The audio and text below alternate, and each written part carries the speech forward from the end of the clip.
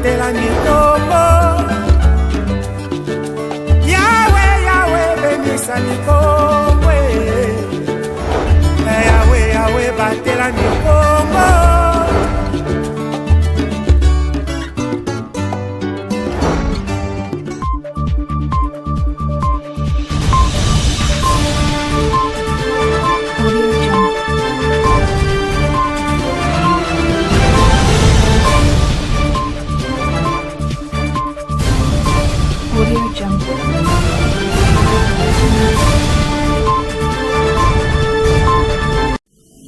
Bon début de semaine de partout, vous nous suivez, Madame, Monsieur, merci d'être avec nous, soyez le bienvenu dans ce journal.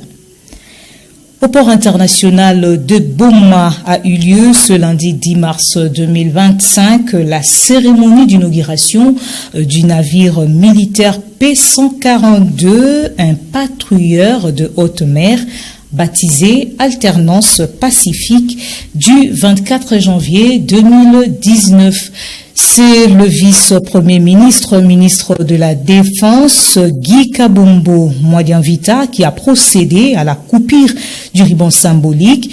La cérémonie s'est déroulée en présence des autorités militaires et politiques, tant de la province du Congo central que de la ville de Boma, pour tester sa capacité de première manœuvre militaire sur le bief maritime à Boma ont été effectués. Ces navires viennent donc répondre à un besoin important de forces navales de l'armée congolaise pour assurer la défense des côtes territoriales, dont maritimes, lacustres et littorales, pour en assurer le libre usage des activités nationales et en interdire l'accès aux forces ennemies.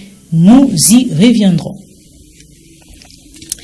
La Congolaise au centre de toutes les ambitions et les thèmes retenus cette année en République démocratique du Congo pour célébrer la journée internationale de droits des femmes. À Matadi, chef-lieu de la province du Congo central, autorité politico-administrative, chef des confessions religieuses et les femmes des différentes couches sociales ont répondu à l'invitation du ministère provincial du genre, famille et enfants à travers l'organisation samedi 8 mars 2025 d'un culte écuménique célébré à la mission centrale Kimbangiste située dans la commune des Mvouzi. Nous vous convions donc de suivre ce qu'a été le mot du ministre provincial du genre, famille et enfants, Carole Kiatazabou. Le culte écuménique de ce jour, célébré dans un contexte sécuritaire particulier que connaît notre pays, a le fait d'unir toutes nos prières en faveur de la paix pour la République démocratique du Congo à l'occasion de cet événement à la fois de haute portée politique, juridique et sociale pour la promotion de la femme. En cette année 2025, cette journée marque le 30e anniversaire de la déclaration et du programme d'action Beijing, soulignant l'importance de l'autonomisation des femmes et des filles. Dans notre pays, le thème retenu pour cette année est intitulé « La Congolaise au centre de toutes les ambitions ». Ma mama betu voanda na wonga ve betu ke capable ya kusala ba mambu mingi babakala ke salaka kenangezo la politique sala kubanga ve ki ingénieur sala na la police sala na FARDC sala bana betu bafweti longuka betu ke na gratuité kubika mwana na inzove ya Vwanda keto to bakala. Leurs excellences, honorables députés distingués invités, chers sœurs et frères en Christ, pendant que nous sommes ici, nos mamans, nos enfants et nos papas sont tués à l'Est injustement à cause de la guerre que le Rwanda et ses supplétistes du M23 nous imposent. Très respectueusement, je demande à toute l'assistance de se lever pour observer une minute de silence en mémoire de nos compatriotes décédés et de nos vaillants soldats tombés au champ de bataille. Au nom de son Excellence, Monsieur le gouverneur de province, Grace Kwanga Maswangi Bilolo, je déclare lancer les activités du mois de la femme sur toute l'étendue de la province du Congo central. Que vive la femme du Congo central, que vive son Excellence Félix-Antoine Tshisekedi Tshilombo, que vive le mois de la femme, que vive la cohésion provinciale. Je vous remercie. Parlons santé à présent. Le service des blanchiments dentaires et autres soins de maladies liées à la bouche sont disponibles à la clinique médicale bucco-dentaire mutualiste du chirurgien dentiste Floribert Melanda, promoteur de la fondation qui porte son nom. L'artiste, musicien et comédien Shadari Diana Mastor, connu sous le nom des Nada, a été soigné le dimanche 9 mars 2025. Pacifique Mwanda et Ronsard Konde signent ce reportage. De passage à Matadi pour une production scénique, l'artiste musicien et comédien Shadari Diana Mastor, connu sous le nom de Nada, a bénéficié de quelques services de la clinique médicale bucco-dentaire mutualiste sise au centre de rééducation et réadaptation physique pour handicapés Nzo Ansalasani, situé en face du camp Redjaf à quelques mètres du lycée Vovokieto, dans la commune de Matadi, le dimanche 9 mars 2025, sous le haut patronage de la fondation Dr Melanda Floribert, du médecin chirurgien dentiste qui porte le même nom. Nada et sa suite a été consulté avant l'administration d'un traitement adapté à sa bouche. Pour mieux passer son message à ses fans, Nada Mastor a préféré s'exprimer à Lingala. Dans son speech, il a demandé aux Matadiens de faire confiance au Dr Floribert Melanda, mais aussi il les a invités à une adhésion massive dans sa fondation. Bande nyonso oyo babandai ko s'attendre ke minoko na bango isa propre ba ke toza biso nyonso minoko salite. Dans ce ko yena nu awa na fondation Dr Melanda te ko za na confiance minoko note. Elle quoi camarade na Magali ba uchoboya na tonton Bob. Pourquoi? Parce que tonton Bob a fait ça qui bizuté. A fait ce bizou ndeni yo na mona Floribert yebisanga. Siko na koliko lobata liboso moi na 13 ans ya France. Ah ba ke non ça bouche ça sent bon. Mais liboso au lobika bonjour moi na piqué crise. Docteur Floribert Melanda aza awa na Matadi. Donc ba Matadi bino batu bo il faut mo bénéficier.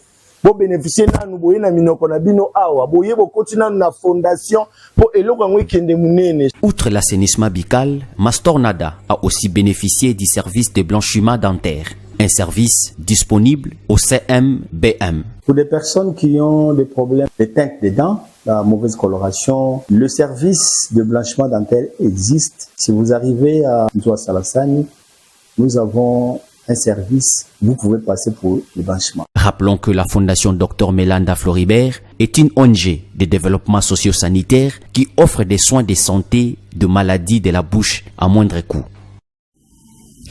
Parlons diplomatie à présent. Le député européen Thierry Mariani continue sa lutte aux côtés du gouvernement congolais pour la paix dans l'est de la République démocratique du Congo, après avoir dénoncé le pourquoi du refus du Luxembourg sur la sanction du Rwanda. Acteur intellectuel de ces atrocités, confirme le parrainage de Paul Kagame de la coalition M23 et AFC. À l'issue de son échange, le ministre du Commerce extérieur Julien Paluku, il a déclaré ce qui suit: Kagame, un dictateur qui envahit le pays voisin. Suivez. Au Parlement européen, on se mobilise. Vous savez, le Parlement européen dit qu'il a beaucoup de principes, qu'on a des valeurs. Mais si on a des valeurs pour les Ukrainiens, on doit aussi les avoir pour les Congolais. Et quelqu'un qui est tué injustement, qu'il soit africain, ukrainien ou de quelle que soit son origine géographique, il doit être respecté.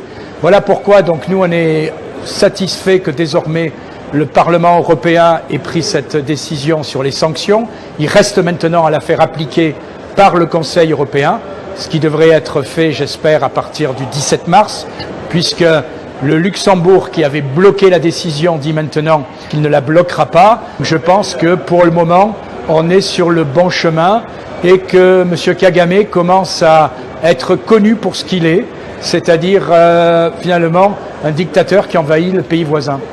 Cet accord entre l'Union européenne et le Rwanda doit être annulé. Voilà, c'est tout. Vous savez, moi je suis député européen, d'ailleurs j'ai commencé à m'intéresser et à piocher suite à cet accord, parce que au début on nous a dit il y a un accord extraordinaire qui a été signé entre le Rwanda et l'Union européenne sur les minerais critiques qui garantit à l'Europe d'avoir ces minerais quand elle les achète et quand c'est nécessaire, et qui garantit au Rwanda d'être payé, et surtout qui garantit la traçabilité de ces minerais. Alors moi je me suis dit, bon, si c'est gagnant-gagnant, tant mieux. Est-ce qu'on peut voir l'accord? Et en réalité, pendant 5 mois, on ne nous a pas donné cet accord extraordinaire. Enfin, quand vous faites quelque chose de bien, normalement vous en êtes fier, vous le donnez à tout le monde. Et puis j'ai la naïveté de croire qu'un Parlement, ça sert aussi à donner son avis, voire à voter ces accords. Au bout de 5 mois, on a réussi enfin à avoir ces accords, et on s'est aperçu que la traçabilité n'existait pas. La traçabilité dans cet accord, elle est purement déclaratoire. C'est-à-dire que si je vole votre téléphone, eh bien après je vais le revendre et je dirai ce téléphone est à moi. Et donc vous pouvez me l'acheter. Et c'est ça en réalité qu'il y a dans cet accord, c'est-à-dire une traçabilité qui est basée sur rien de sérieux, qui est basée sur les déclarations du vendeur. Et le sport, on en parle également dans cette édition d'information en Ligue nationale de football, saison sportive 2024-2025. Le tout-puissant Mazembe Anglebert de Lubumbashi a battu avec force le dimanche 9 mars 2025. Dans les cadres de la 17e journée de cette compétition, l'Union sportive Chinkuku de Kananga a un score lourd de 3-1. Et dans un autre match du groupe A, le FC Lubumbashi Sport a fait un score de parité contre Sa Majesté Sanga Balende de Mbujimayi. Suivez ces commentaires de Reg Elingessa. Le tout-puissant Mazembe de Lubumbashi a triomphé avec force face à l'Union sportive Chinkuku de Kananga, s'imposant 3-0 lors de la 17e journée de la Ligue nationale de football, l'INAFOOT Groupe A, le dimanche 9 mars 2025 au stade de Kamalondo. L'attaquant Oscar Kabwit a joué un rôle clé dans cette victoire en ouvrant les scores dès la première minute et en doublant la mise à la 26e minute de jeu. Oscar Kabwit, il se retrouve face au gardien, peut-être l'ouverture du score, il est face en vis-à-vis et c'est dedans. Et c'est parti très rapidement avec notamment Oscar Kabwita. Souleymane Chabou a scellé le destin de la rencontre en inscrivant le 3e but durant le temps additionnel. Dans un autre match du groupe A, le FC Lubumbashi Sport et Sa Majesté Sanga Balende n'ont pas réussi à se départager en championnat. Les kamikazes de Lubumbashi et les Sang et Or se sont coupés la poire en deux. Un but partout, c'est les scores de cette rencontre. Encore un autre match sans victoire pour Sanga Balende qui n'a gagné qu'une seule fois par forfait lors de cette phase retour du championnat. Ces clubs de Mbujimayi se positionnent en 5e du groupe avec 25 points, tandis que le FC Lubumbashi Sport se pointe à la 6e place avec 22 points. L'Égyptien Mohamed Salah serait-il le favori au Ballon d'Or 2025? En tout cas, c'est la question que l'on se pose. Les Pharaons, meilleur 3e joueur de Liverpool, a déjà marqué 27 buts cette saison et totalise 243 buts depuis son arrivée chez le Reds en 217. Suivez. Le 25 février dernier, Eurosport titre Mohamed Salah et sa saison XXL. Le meilleur joueur du monde, 38 matchs disputés, 30 buts inscrits et 21 passes décisives, toutes compétitions confondues. Époustouflant, Eurosport conclut, Mohamed Salah est déjà rentré dans le panthéon de la Première Ligue. Il est plus fort que jamais, mais comment l'arrêter, se demande le quotidien français Le Parisien. Média parisien sur son compte X a une réponse et rappelle que lors des 8e de finale de la Ligue des Champions opposant le PSG à Liverpool, le Portugais Nuno Mendes a été monstrueux et a littéralement effacé Mohamed Salah. Muet et muselé, comme souligne Foot 01, le Pharaon a dû être remplacé à la 86e minute. Une grosse frustration pour l'Égyptien, ce qui ne l'a pas empêché ce 8 mars d'inscrire en championnat face à Southampton 2 buts sur pénalty, portant à 27 buts et 17 passes décisives ses stats en Première Ligue. Liverpool est en tête de la Première Ligue, mais rappelle Flash Score, pour rester sur la route du Ballon d'Or, Mohamed Salah doit écarter en Ligue des Champions la menace parisienne. Mais qu'importe, sur le site de la FIFA, on peut lire « Mohamed Salah est parti pour tout conquérir en 2025 ». Jamie Carragher, l'ancien défenseur de Liverpool, avait suggéré que Mohamed Salah avait moins de chances de remporter le prestigieux trophée en raison du niveau supposé de la CAN.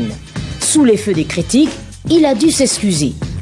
Samir Nasri, ancien international français, a renchéri en jetant de l'huile sur le feu. Salah n'a pas eu le Ballon d'Or parce qu'il est égyptien. S'il s'appelait Sahaligno, il aurait déjà eu le Ballon d'Or. Bref, pour Al Safa News, Mohamed Salah a déjà révolutionné l'histoire du football arabe. Si la légende égyptienne s'approche à grands pas du Ballon d'Or, il deviendrait le premier joueur arabe à atteindre un tel sommet dans le monde du football. C'est avec cette note sportive que nous bouclons complètement cette édition du journal. Madame, Monsieur, merci à vous de nous avoir suivis. Le programme continue sur votre chaîne.